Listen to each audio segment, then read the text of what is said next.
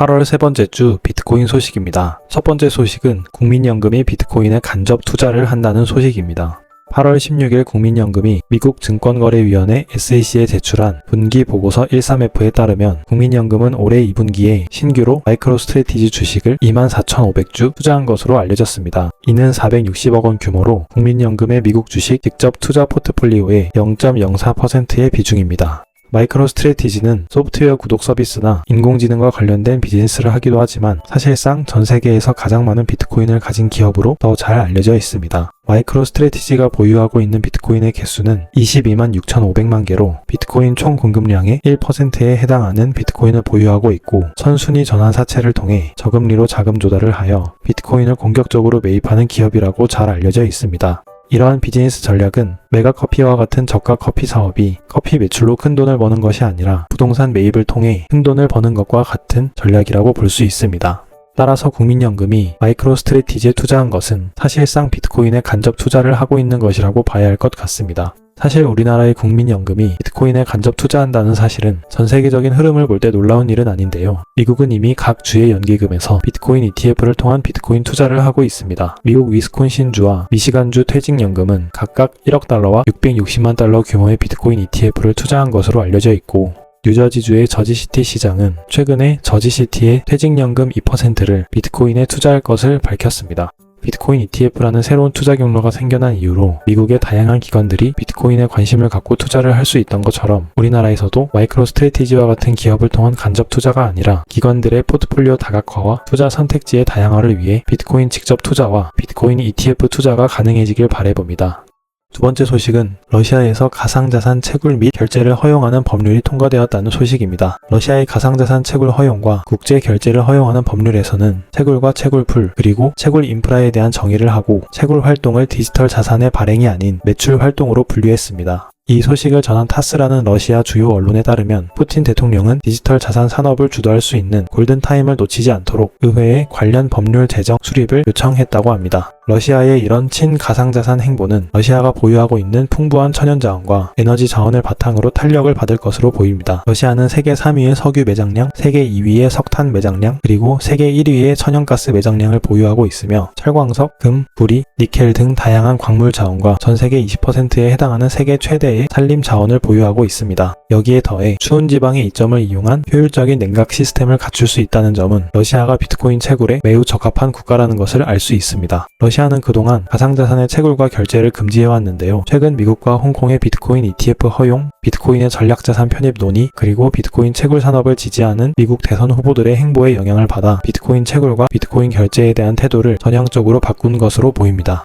뿐만 아니라 날이 갈수록 떨어지는 화폐 가치와 높아지는 인플레이션에 대한 방어, 높아지는 지정학적 갈등 속에서 효과적인 가치 저장 수단이 필요했고 러시아가 우크라이나와의 전쟁으로 국제 결제 시스템에서 제외된 것을 계기로 미래의 디지털 결제 산업에 대한 주도권 확보를 위한 목적이 있다는 것을 이번 러시아의 법률 제정을 통해 알 수 있었습니다. 러시아의 가상자산 채굴 허용과 결제 허용으로 인한 태도의 변화는 앞으로 미국, 러시아, 중국, 유럽 등 강대국 간 비트코인을 두고 패권 다툼을 시작하는 것인지 지켜보면 좋을 것 같습니다.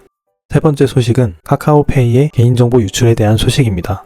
금융감독원에 따르면 카카오페이가 알리페이에 4천만 명의 고객 정보와 500건의 거래 내역을 넘겨주었다고 합니다. 이에 대해 카카오페이 측은 불법적인 거래는 아니라고 했지만 금감원은 카카오페이와 알리페이가 체결한 계약서에는 고객의 개인정보를 넘긴다는 내용은 없었으며 고객 정보를 암호화했다고 하는 주장에 대해서도 일반인도 풀 수 있는 매우 단순한 수준의 암호화만 하여 관리했던 것으로 보인다고 설명했습니다. 이 사건은 우리의 소중한 개인정보가 일부 플랫폼 기업들에 의해서 매우 허술하게 관리되고 더 나아가 우리의 동의 없이 다른 국가나 기업에 넘어갈 수 있다는 사례를 보여주고 있습니다. 개인정보 중에서도 특히 개인의 금융거래 내역과 신용정보는 매우 중요한 개인정보입니다. 개인정보 취득자는 나의 개인정보를 통해 나에 대한 취향, 행적, 그리고 신용에 대한 모든 것을 알 수 있고 이를 바탕으로 나의 의사결정에 의도적으로 영향을 끼치고 나의 금융활동을 제한할 수 있습니다.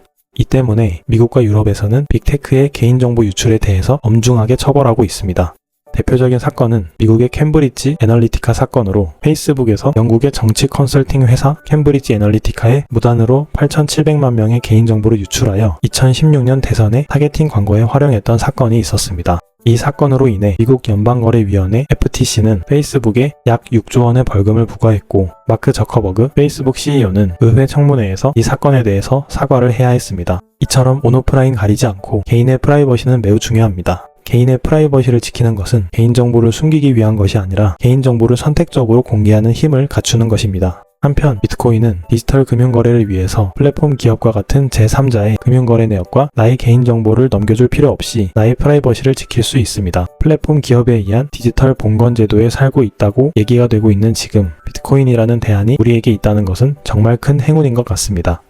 네 번째 소식은 오픈소스 기반의 메신저 서비스인 심플X 챗의 투자 유치 소식입니다. 오픈소스 기반의 메신저 심플X 챗이 트위터 창업자였던 잭 도시가 주도하는 어시메트릭 캐피탈 파트너스 펀드로부터 130만 달러의 프리시드 투자를 받았다고 밝혔습니다. 이는 지난 빌리지 글로벌의 프리시드 투자에 이은 두 번째 투자입니다. 잭 도시는 앞서 심플X 챗에 대해 이 메신저 서비스는 전화번호나 이메일을 요구하지 않는 것이 마음에 든다고 했고 ACP의 파트너인 롭 바이더먼과 샘 클레이만은 심플X 챗이 프라이버시와 보안, 그리고 인공지능 주도의 새로운 위협을 대비할 수 있는 안전한 메신저 서비스라고 설명했습니다. 일반 메신저 서비스와 심플X 챗의 다른 점은 심플X 챗은 플랫폼 기반이 아닌 프로토콜 기반의 서비스라는 점입니다. 프로토콜 기반의 메신저 서비스는 특정 기업이 메신저 서버를 혼자서 운영하는 것이 아니라 필요한 사람들이 직접 네트워크를 구성하여 메신저를 사용할 수 있다는 것이 특징입니다.